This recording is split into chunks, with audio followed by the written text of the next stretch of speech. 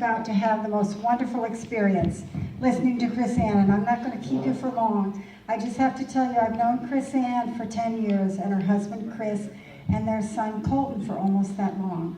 And this is a ministry that her family has chosen. And we are blessed to be visited tonight by Krisanne Hall. In the 10 years I've known Krisanne, I've probably heard her speak in person more than 100 times. Every time I hear her, I learn new things, I am inspired, and almost every time I cry. And I cry tears of gratitude from what she teaches that most of us have no idea about our founders and the magnificent country they designed for us. I cry tears of disappointment because we have strayed so far through our fault from their original intention and their original design. We have not learned what Krisanne is going to teach us now. And I cry tears of hope because I'm so glad that Krisanne, who I think is the best speaker in the whole United States of America, and I've heard a lot of speakers.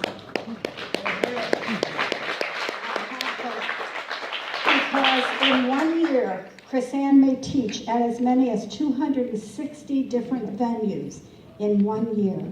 So she's teaching as hard as she can, but when you and I come and listen to her, we are not here to be entertained. We're here to be informed, and we're here to become active. So take away from tonight what you learn and use it. And the other thing is, Krisanne has written wonderful books and made amazing DVDs. They don't charge for their appearance anywhere. They don't charge for their travel. So please go back, look at the books, look at the DVDs, all the garbage that our children and grandchildren have, give them some good stuff. Look at it yourself.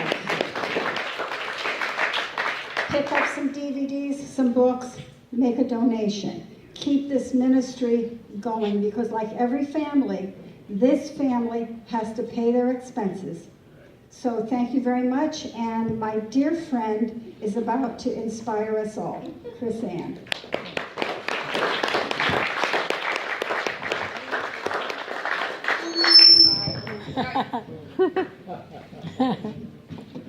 I am very excited to be here. I know that we've been working hard to get here for 2 years, so it is a blessing for me to be here. How many of you have heard me speak before?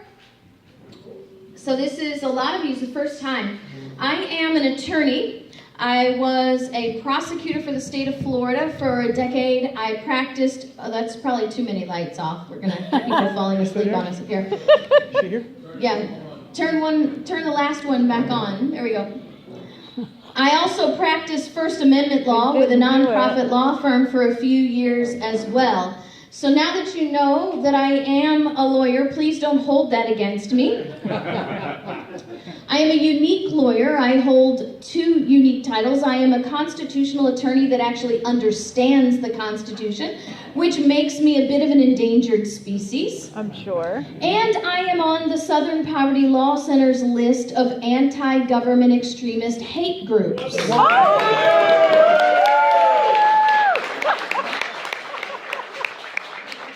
I have been on their list for 5 years now. And they'll be very clear to tell you, Krisanne doesn't teach hate. She just inspires other people to hate. Because I teach the government the way it's supposed to be. See, I find it kind of interesting. They label me as anti-government, yet I teach the document that creates government. Exactly. That's just a disorder of some sort. I don't know how that works. But I don't hate government. I hate lawless government. Amen. And that's what we have today. We have a lawless government. And I believe in a trickle-down theory. It's called trickle-down tyranny. And I believe that what we have allowed to fester and grow in Washington, D.C. has trickled down to our state and local governments. And I believe that there's a very important principle that one of the founders of America is named Samuel Adams. Some of you heard of Samuel Adams. Not the beer guy. Interesting little bit of trivia. Samuel Adams never brewed beer. His father did. But Sam didn't want to go into the business. He wanted to become an attorney. He wanted to go into politics, so that's what he did. But Samuel Adams said, "No people will tamely surrender their liberties nor be easily subdued when knowledge is diffused and virtue is preserved." He said, "But on the contrary, when the people become universally ignorant and debauched in their manners, they will sink underneath their own weight without the aid of foreign invaders." Wow. You see, I know history. Amen. I know the Constitution. I know what those who ratified the Constitution intended for that document. And I can tell you with an unwielding confidence that 99.9% of the problems that we have in America today from government, whether it be state, local, or federal, are because the American people have been taught the wrong things for a very long time about their Constitution and about the way their government's supposed to work. Yes. On purpose. So that's what we do.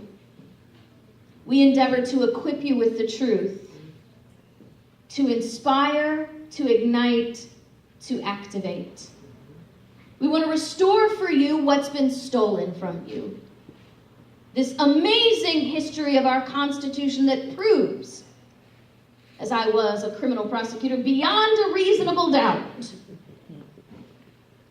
that our Constitution is not a living, breathing document,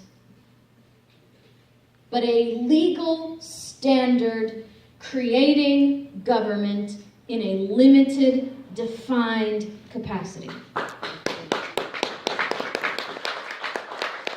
And it's this history that I'm going to show you tonight that absolutely proves that. It's this history that you have been denied. You see, I know the history of our education as well, and I will tell you that I have pinpointed the time when we went off the rails teaching our Constitution, and that was 1833. Wow. Yes. So unless you were born before 1833, anybody here? The education that you received regarding our Constitution, regardless of where you got that education, is tainted at best if it came from a vetted textbook. Wow.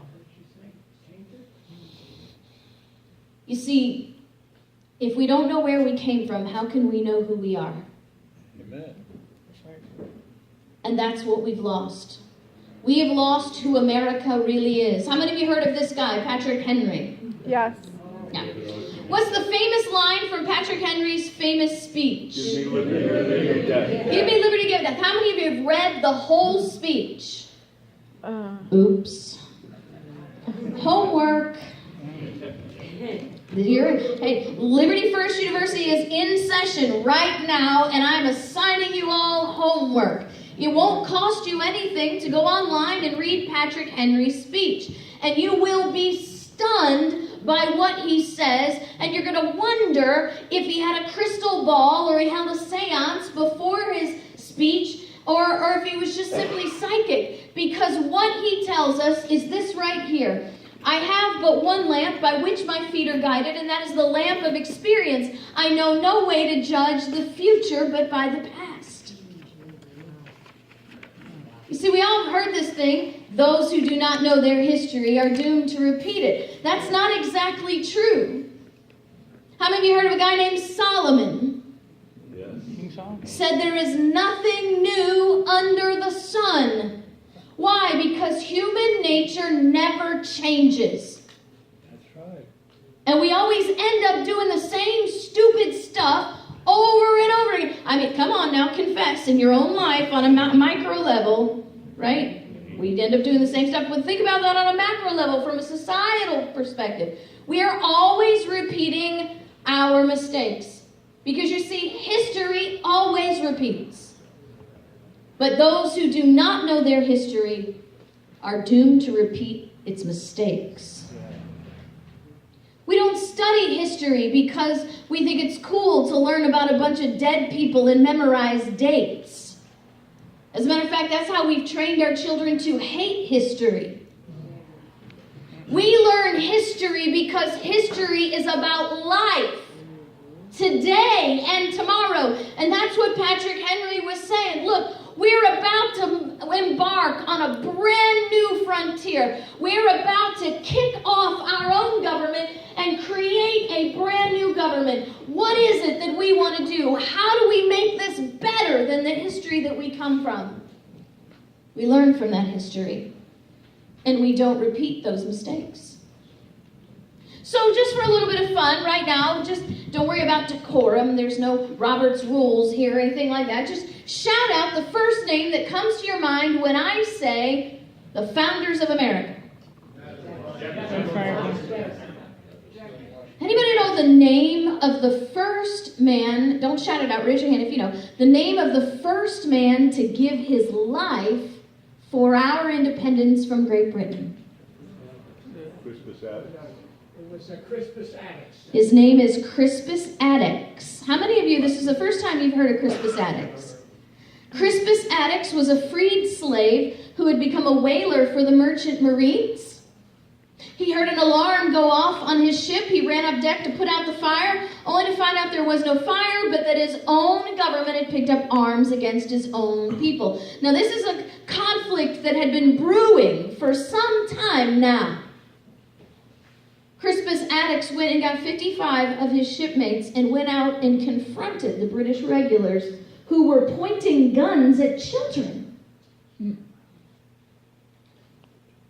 Crispus Attucks gave his life in the Boston Massacre so that we could be free, this free black man. There's a poem, Honor to Crispus Attucks, who was leader and voice that day. The first to defy, the first to die with Maverick, Carr, and Gray. Call it riot or revolution, his hand first clenched at the crown. His feet were the first in perilous place to pull the king's flag down. His breast, the first one rent apart, that liberty's stream might flow. For our freedom now and forever, his head was first laid low. Call it riot or revolution or mob or crowd as you may. Such deaths have been the seed of nations. Such lives shall be honored for aye. The majority of Americans don't even know who he is. Wow. Raise your hand if you know the name of the first American woman playwright. First American woman historian. First American woman political advisor. Would I help you if I told you she's all the same woman? It's not Abigail. Her name is Mercy Otis Warren. And she is a founder of America. Probably one of the most boldest, outspoken women of her day. And she was an advisor to generals, to politicians, to congressmen, to presidents. She wrote the very first American history book on the history of the Revolution called The Rise, Progress, and Termination of the American Revolution. And she wrote with such truth and honesty and candor that some of those who lived it didn't enjoy the way she wrote it. As a matter of fact, John Adams wrote her a very scathing letter, which she didn't care. She said, I have to write this because I lived it. You see, these are the people that made America. And we don't know who they are. Because for way too long, our education system has been carrying an agenda. Do you know what that agenda is? Yeah. Undermine and destroy the Constitution because it's the only thing that reminds the people that the government is supposed to be limited in its power. But have you ever thought of all those names you just shouted out? Have you ever thought those people were not Americans when they started off? Right? Because there were no Americans until 1776. They were British subjects.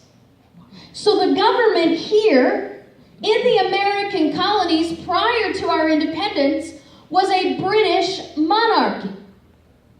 And the history of our Constitution is a history of evolution of British law, and British Constitution. So I tell you that because if I didn't, you might be thinking, Krisanne, why are we learning this British history? Why do we care? Because you see, there is absolutely nothing new, nothing novel in our Constitution at all. There is nothing that is an invention. Everything in our Declaration of Independence, our Constitution, and our Bill of Rights is an inheritance. That lamp of history that Patrick Henry talked about, time, tested, blood, bought, principles. It's why Jefferson wrote the phrase, self-evident truths. They are self-evident truths because these are truths that have proven themselves over centuries. Our Constitution is the product of 5 written constitutions from 700 years. This is Federalist 83. This is Alexander Hamilton. He is telling us that these 5 documents that we are about to learn actually form our Constitution.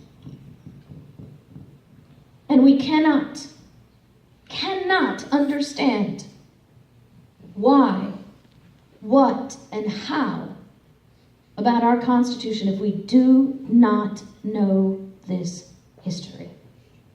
So let me introduce you to some people.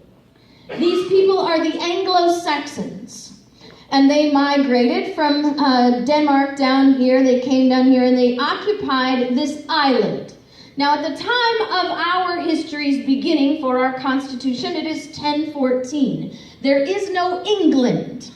There is only an island in which the southern portion is occupied by these people, the Anglo-Saxons.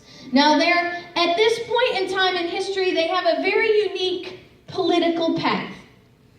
They had been previously ruled by Danish kings, but the Danish king most recently died, and they're now resisting Danish rule. They are actually self-governing.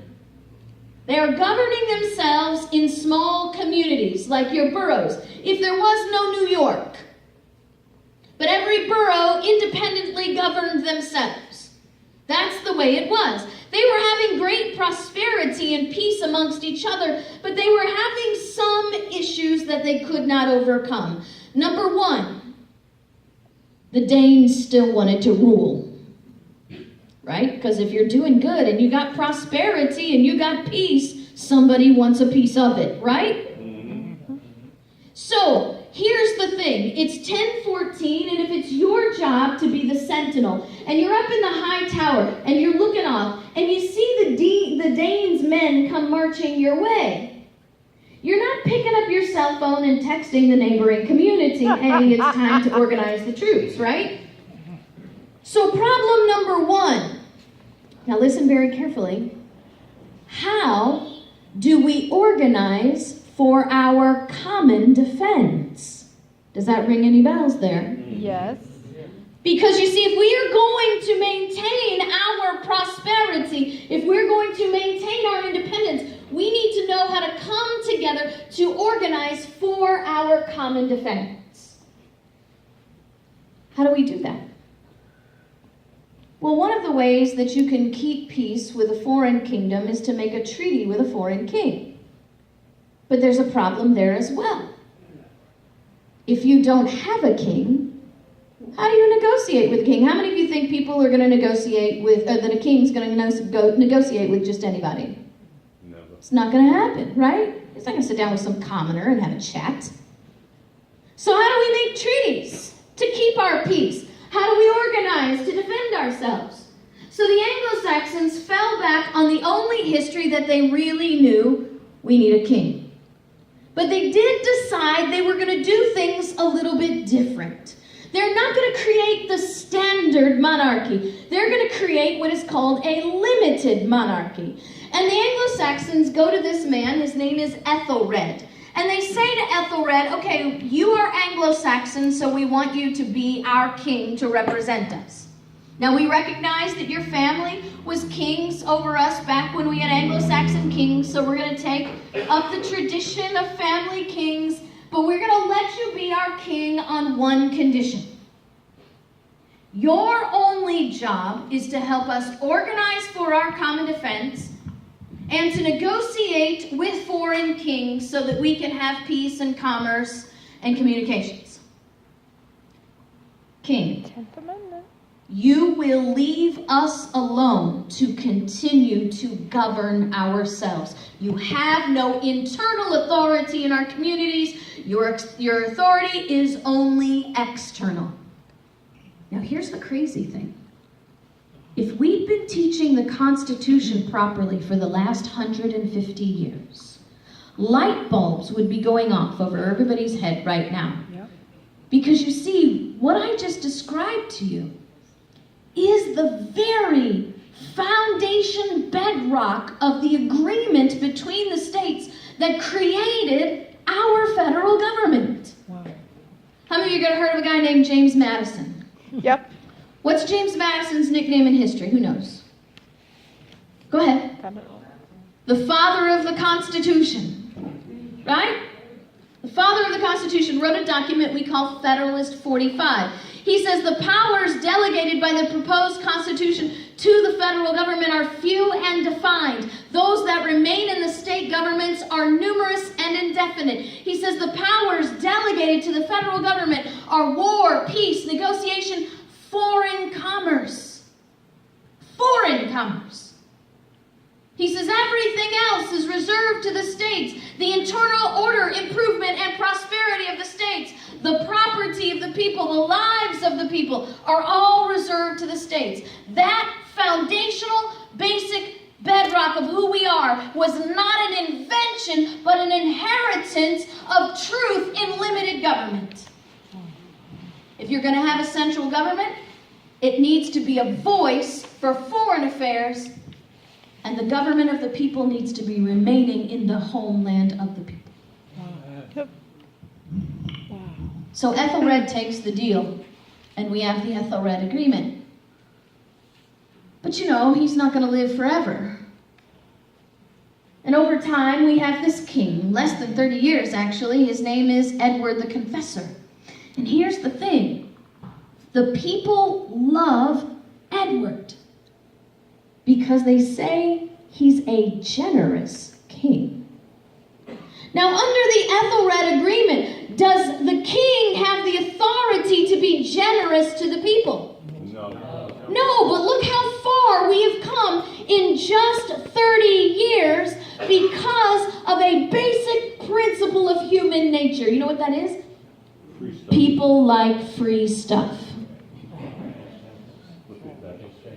And when the king is handing out free stuff, human nature says people don't ask where it came from or what it's going to cost them later. Oh boy. And in just 30 years, look how much government has expanded because of human nature. Now, Edward's about to die and he has no son to take over, no heir to the throne. And traditionally speaking, when there is no heir, there's a cousin next in line. And by tradition, the cousin that's next in line is this guy. His name is William I. Now, we have a problem. Because in our new limited monarchy, the Anglo-Saxons specifically want to keep Anglo-Saxon kings because they've already figured out in 1066 that foreign kings have no attachment to the local people. And when a foreign king rules over the local people, the people have no value to him and they simply become commodities. Chattel. They want somebody who is attached to them. So because we have a new kind of monarchy, this limited monarchy, the people decide we don't have to follow the birthright tradition. We're actually going to take this further. We're going to choose our king. And they choose this man named Harold Godwinson. Harold is Anglo-Saxon. And he has been Edward's right-hand man. and he is the second richest man in all of the kingdom, second only to the king himself. And they figure since he's Edward's friend and he's a rich guy, he's going to be generous too. But now we have a problem.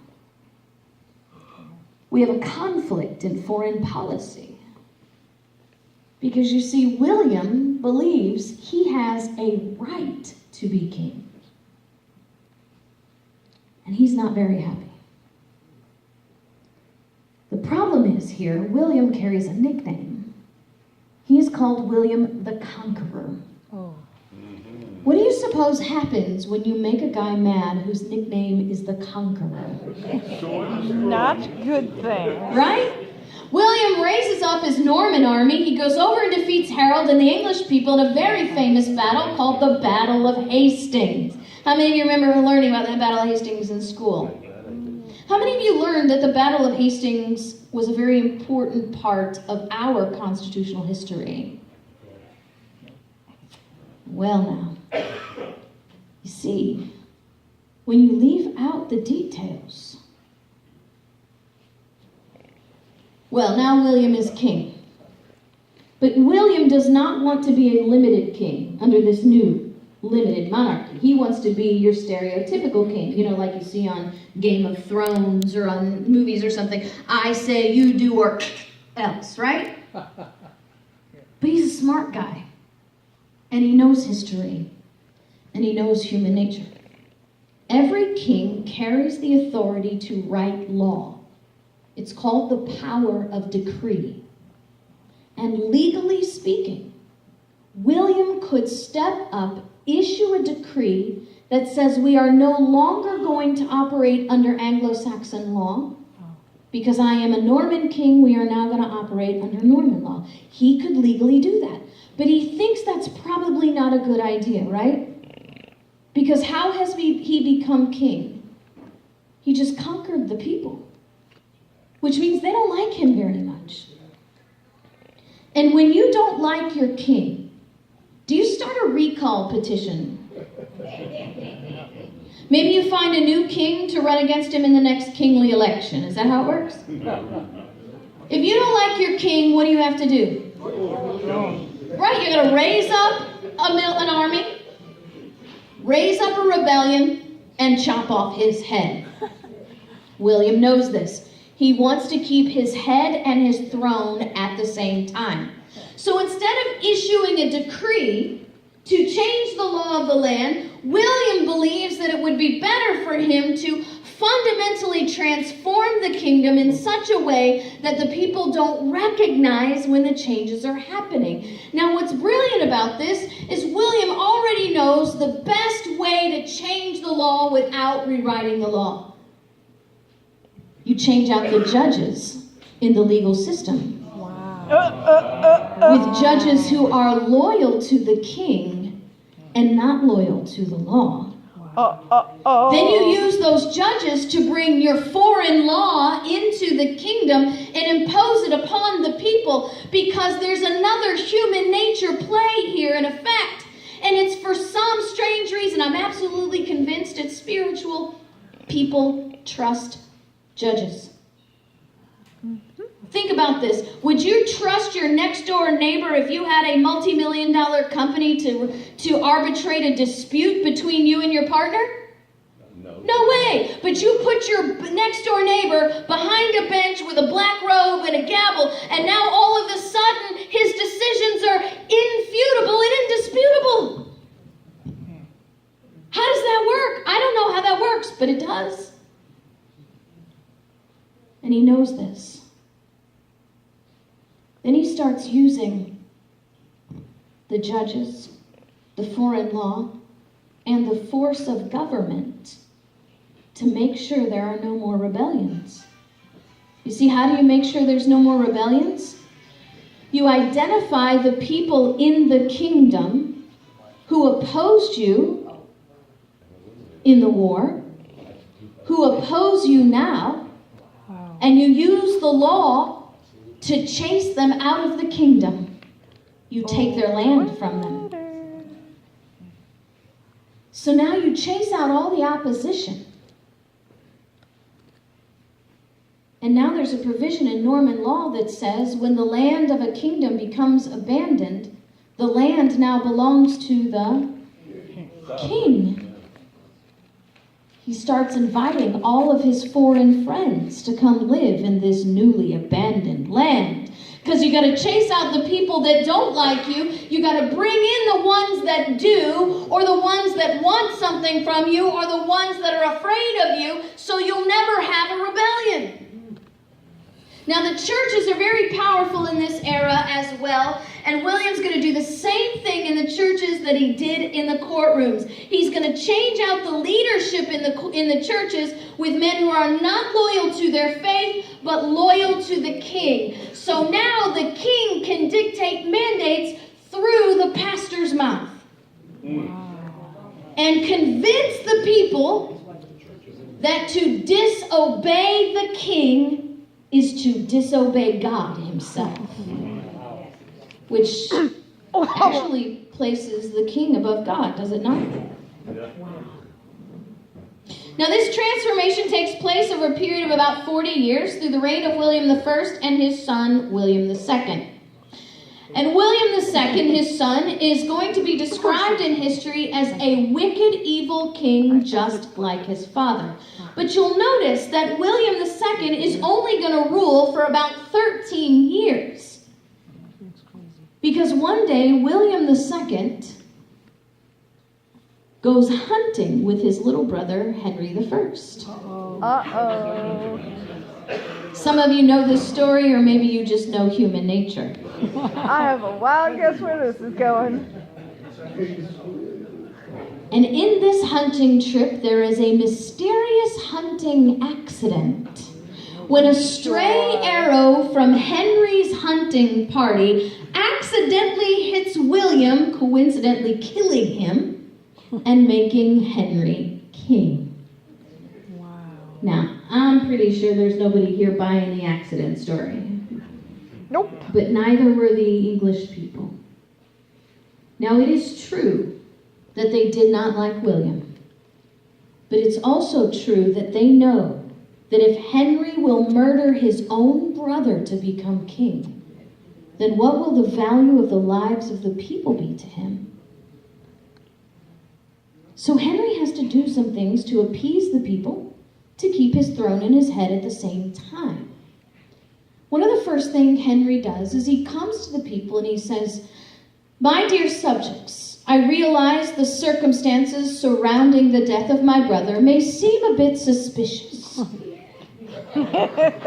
So I want to put your minds at ease. Now you realize as king, I have a unique ability to survey the entire kingdom. So here's what I'm going to do to ease your minds. I am going to search our entire land, and I'm going to identify the 3 wisest men in all of our kingdom. And once I've identified these 3 wise men, I'm going to bring them here to my court, and I'm going to task them with the solemn responsibility of determining whether I'm at fault for the death of my brother or not." His friends. Who sees a problem with that? His friends. Anybody want to guess what the verdict of this tribunal was? His friends. Better than not guilty. Innocent. Right?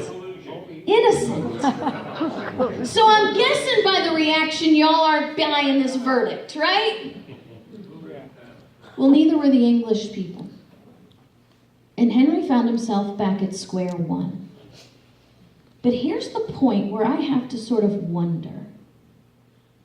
If Henry had had a little bit of modern wisdom, if instead of calling this investigation a grand tribunal, what if he had called it a congressional hearing?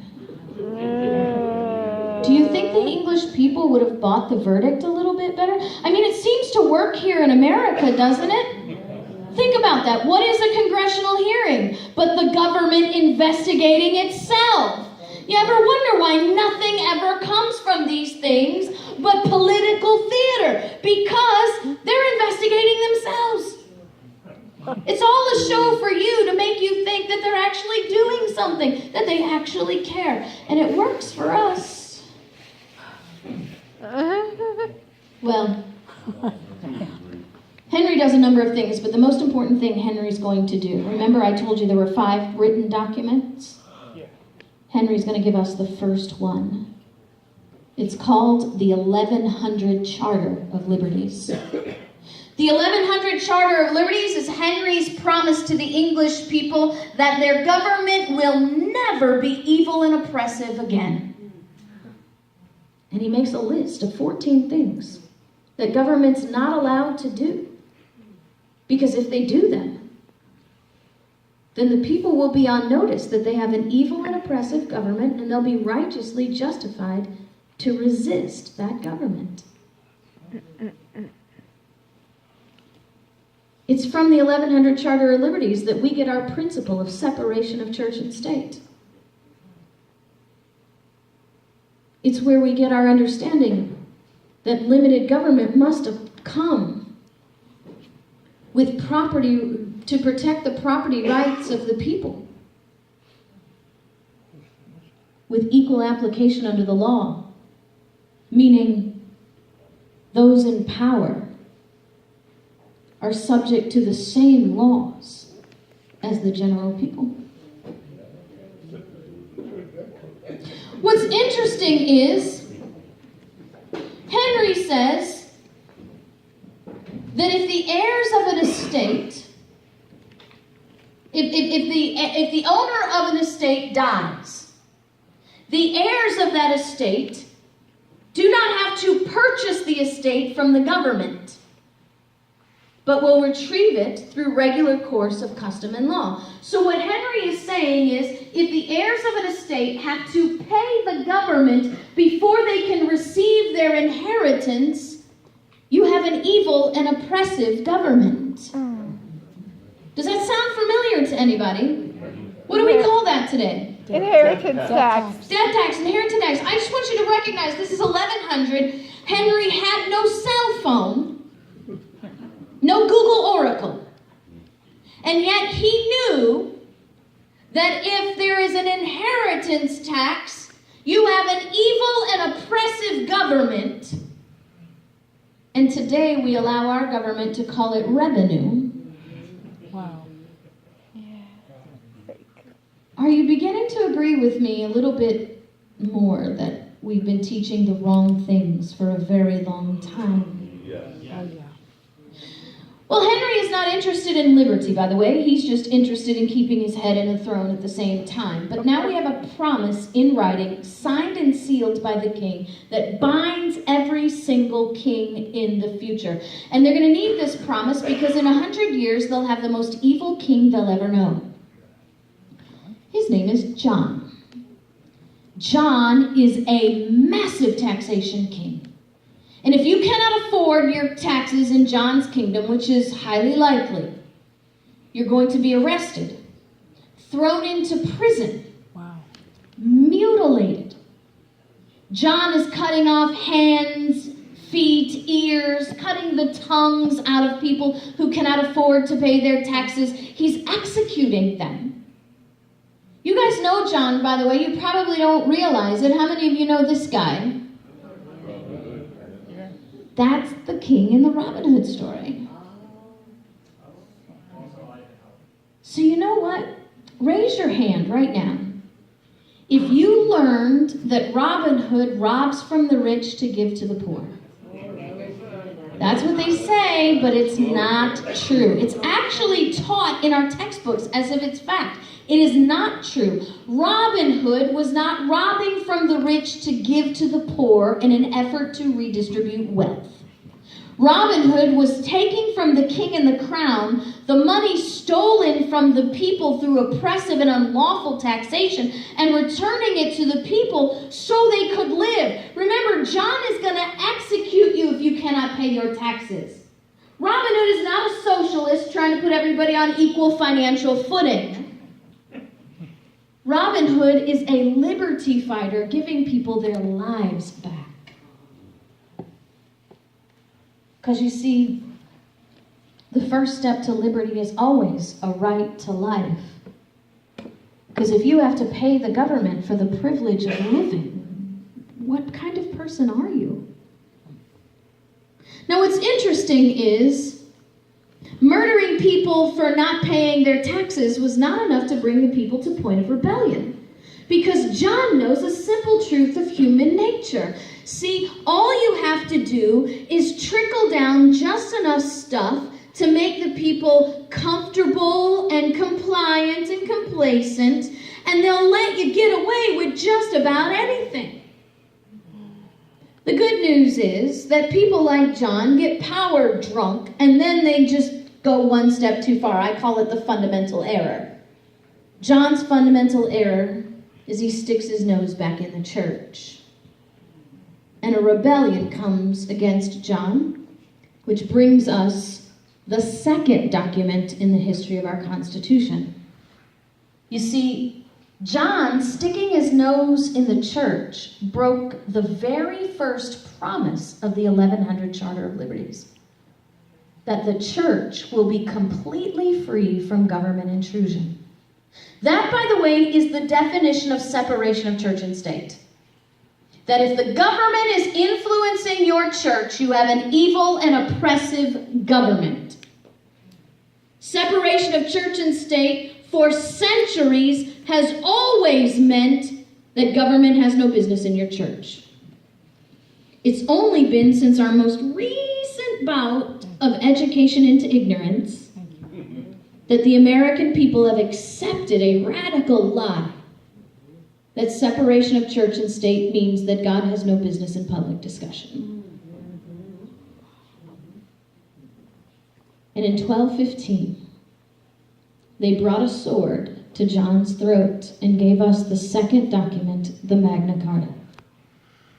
Now, I'm pretty certain most of you heard of the Magna Carta, right? Yes.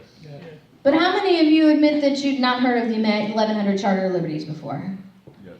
We miss really big things when we leave out the details. You see, number one, the Magna Carta cannot exist without the 1100 Charter of Liberties, because the 1100 Charter of Liberties made the standard and then told the people they are righteously justified to resist a tyrannical government by law. You see, the Magna Carta is not even written by the king. The Magna Carta is a demand from the people. King, you made us a promise in 1100 that government would never be evil and oppressive again. You obviously don't know how to keep your promises. So guess what now? We, the people, will rise above our king, and we're going to tell the king what he can and cannot do so that our liberties and our properties are secure. This is the beginning of legislation through representation. The Magna Carta creates a royal council of 25 men who sit in the king's court with the authority to point their finger at the king and say, no, you can't do that. It's a violation of our liberty. How many of you heard of the Bill of Rights? Yes. Our 4th, 5th, 6th, 7th, and 8th amendments in the Bill of Rights come from clauses 38 through 40 in the Magna Carta. They are not inventions. They are an inheritance. Clause 61 of the Magna Carta is where we get a very important part of our First Amendment. And now I'm going to give you a pop quiz. Everybody's like, I told you, class is in session. For this pop quiz, no cheating. You cannot look in your pocket constitution for the answer. You cannot search on your cell phone or your tablet. As a matter of fact, this time, do not answer out loud. Let me say that one more time because you have to resist the urge. Do not answer out loud. Don't even lip sync the answer because I don't want your neighbor cheating off of you. Everybody agree? Give me a solemn amen there if you agree. All right. Here's your pop quiz. Clause 61 of the Magna Carta is where we get a very important part of our First Amendment. There are actually 5 liberties in our First Amendment. To yourself, not out loud, name all 5 liberties of the First Amendment.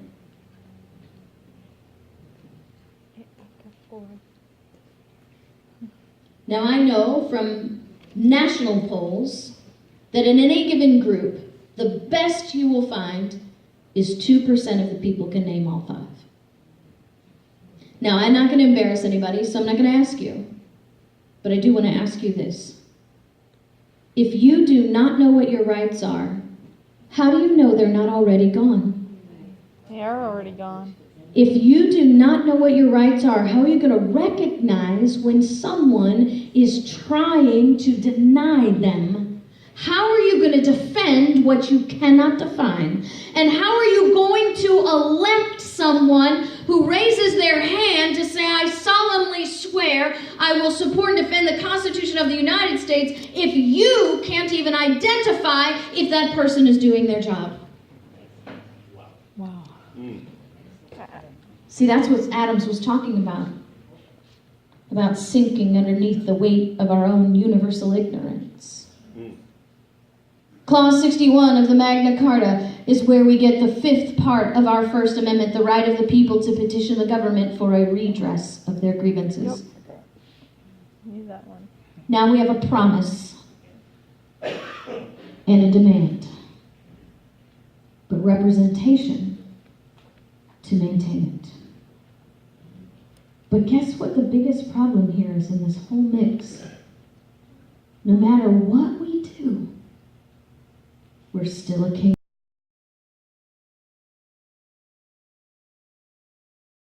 Kings are going to like being told what to do by people. It doesn't work out that well. So for the next 400 years, the English people will be struggling with a king and a queen or two to maintain their limited government, maintain their liberties and their properties. And we're going to fast forward now to 1625. This man is king. His name is Charles I. He's a young, handsome king. And history describes him as being kind of a party animal. They say Charles loves to romp about Europe, spending on his every whim and fancy. Now let me ask you a question. Whose money is Charles spending? The people's. The people's. How is he collecting their how is he collecting their money? Taxes. Well, guess what? The Royal Council, created in 1215, is now called Parliament. And Parliament knows that the king can't tax without them. No taxation without representation. And they stand up to the king. And they say, Charles, we're sick and tired of your wasteful spending. We're not passing any more of your laws until you get your spending under control. What a novel idea. We've got the legislative branch looking at the executive branch saying, we're going to defund you until you get a proper budget. But guess what? We're still a kingdom. And Charles says, that looks really good on paper, guys. But guess what? I'm king. And I'm not even quite sure why I even need a parliament. And he dissolves parliament. Oh, wow. Now, he didn't have to call in the sergeant at arms to remove them from the court, right? He could have just simply come to the people and said, my dear subjects, as king, I have a responsibility to provide you with certain services and security. To provide you with these services and security, you realize that takes money. Now, unfortunately, Parliament is getting in the way. They don't want us to do our job. They don't want you to be safe. They don't want you to have these services. So here's what I have to do to fulfill my promise to you. If Parliament will not legislate, I'm going to go ahead and regulate. And if Parliament will not pass laws, I will. After all,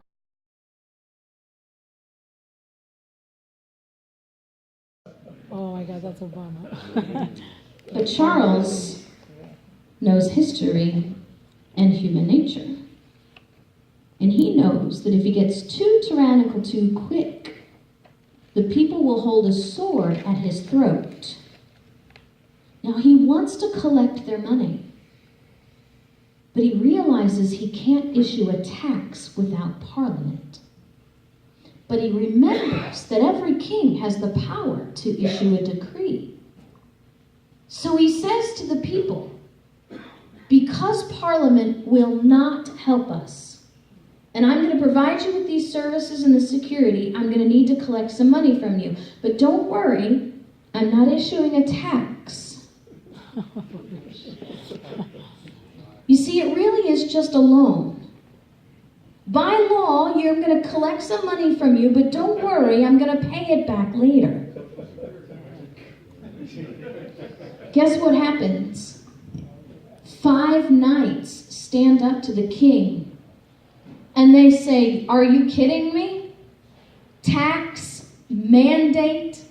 We don't care what you call this. This is a violation of our charter. We are not collecting this for you. We are not enforcing this for you. And we're not paying it either. Now Charles, being the king that he is, arrests these 5 knights and throws them into prison and denies them their right to a trial. But a rebellion erupts, which is going to bring us the 3rd document in the history of our Constitution.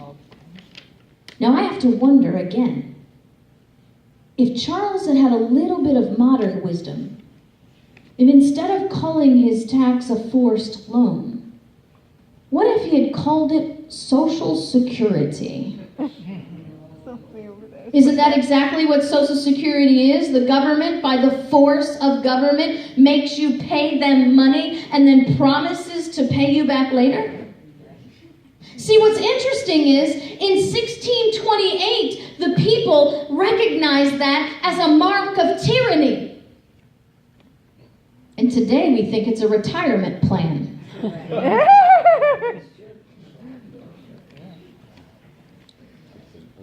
The 3rd document is called the Petition of Right of 1628.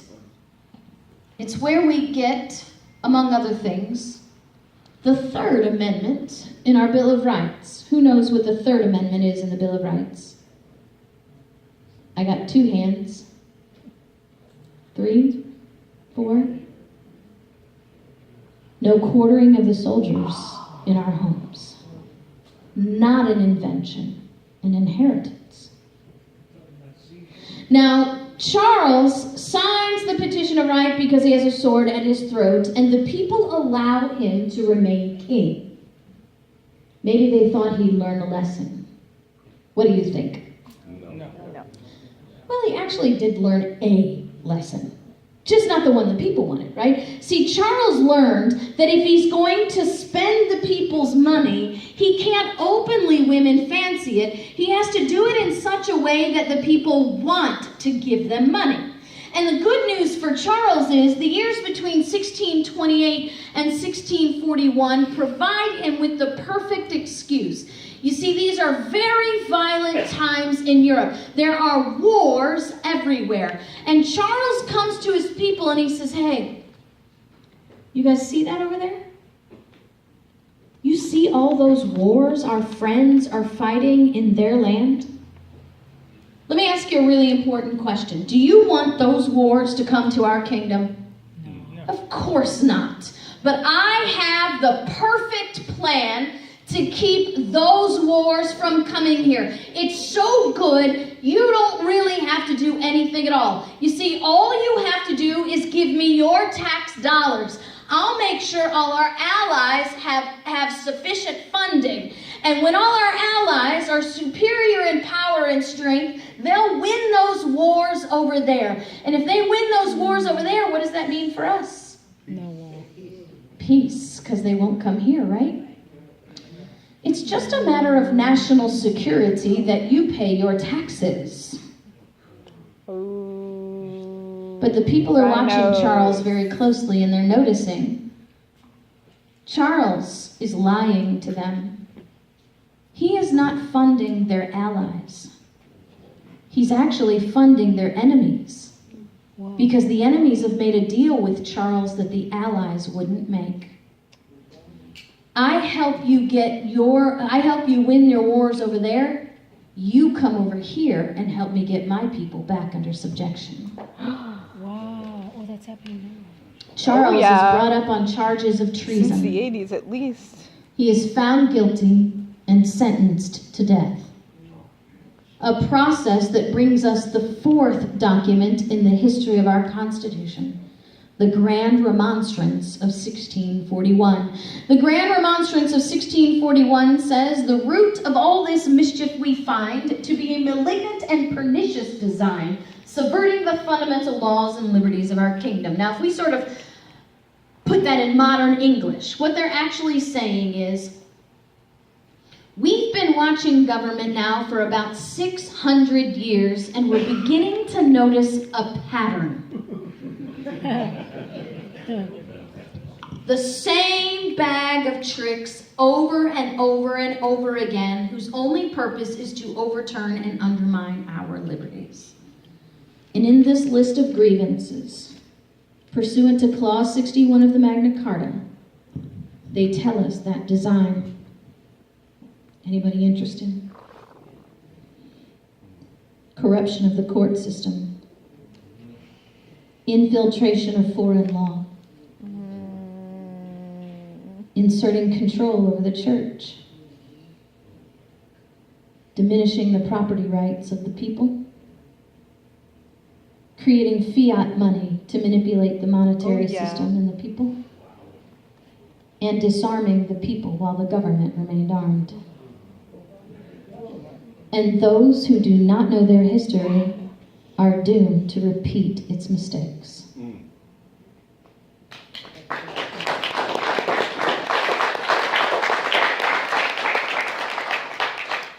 How many of you are familiar with Agenda 21? Agenda 2030, you guys know sustainable development? You're really going to write this document when you read it online, because you can read it. They say Charles is destroying the rights of the people by taking the private property from the people in the name of resource preservation, and I quote directly, depopulation. They said he is manipulating the people by taking them off the gold and silver standard and creating brass fiat money. And in 1641, they called that treason, and they chopped off his head. Wow. Now, before you get too excited, we're still a kingdom, and we still get a king. James II finds himself a wonderful, magnanimous king. He believes that he's going to be the greatest king they'll ever know. And he wants to give the people something they've never had before. I'm going to issue a decree to give you religious liberty. According to my decree, the Declaration of Indulgence, you no longer have to be a member of the Church of England. You can have church anywhere you want, with any pastor you want, preach anything you want. And the government will not persecute you or prosecute you. On one condition. Before you have church, you must inform the king where you'll be meeting, who will be preaching, what will be said.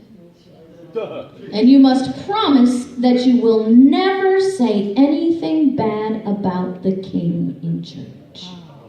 Johnson rule. Anybody think that sounds like religious liberty? All right, raise your hand if you think that sounds like a 501c3. I practiced First Amendment law for several years. I'll tell you it's exactly a 501c3, and here is why. Because your churches do not have to have IRS permission to be tax deductible. There is no reason for a church to have a 501c3 IRS status in America. In America, churches are automatically tax deductible. You don't have to have permission from the IRS. And it's practically a new invention. We weren't always like that. Remember the Johnson administration, or the Johnson Amendment? Yes. But when our churches and our people and our leaders are duped into believing that they need permission from the IRS to be tax deductible, they have to file paperwork. Do you know what they have to file? Where they'll be meeting. Who will be preaching. And if the IRS disputes their status as a church, they will have to send copies of what they preach to prove that they are a religious entity. And quite erroneously, most people in our religious circles believe that a 501c3 status means you can't talk about government in church. Yeah, now. And that is a lie. A 501c3 has never legally prohibited anyone from speaking about government in church. But we have been taught the wrong things for so long, we actually believe we have religious liberty in America.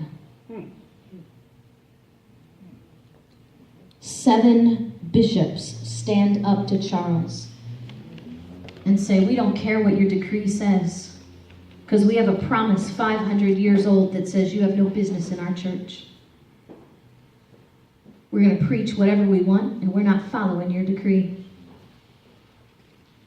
James arrests these 7 knights, throws them in prison. Bishops, thank you. These bishops throws them in prison, and they have their day in court. And quite amazingly, all of them were acquitted. Wow. But now a rebellion comes against James, and we get the 5th and final document in the history of our Constitution, the English Bill of Rights of 1689. Whereas the late King James II, by the evil of judges, assistance of evil counselors, judges, and ministers employed by him, did endeavor to subvert and extirpate. Can I just admit to you, I had no idea what extirpate meant? It means to completely destroy. And they said James was completely destroying liberty. And they made a whole list of grievances. I just want to show you one more. They said James was completely destroying liberty by writing law, overturning law, and setting aside law that had been properly legislated by the legislative branch.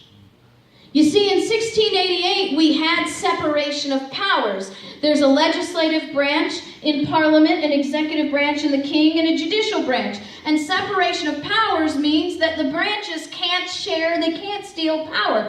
And in 1688, they said when the king is writing law, overturning law, and setting aside law that has been properly legislated, that is the complete destruction of liberty. Can I get a show of hands? How many of you have ever heard of an executive order? Executive orders that write law, that overturn law, that set aside law, that is properly and constitutionally legislated, are completely and totally unconstitutional, but more than that, they are the complete destruction of liberty. In a people of 1688 who had no cell phone, no Google Oracle, no CNN, no MSNBC, no Fox News, knew that this was the complete destruction of liberty, and today the American people do not know. We are overwhelmed by the level of corruption and depravity that we see in our government. Overwhelmed because we have been denied and deprived and deceived of the solutions for so long that we don't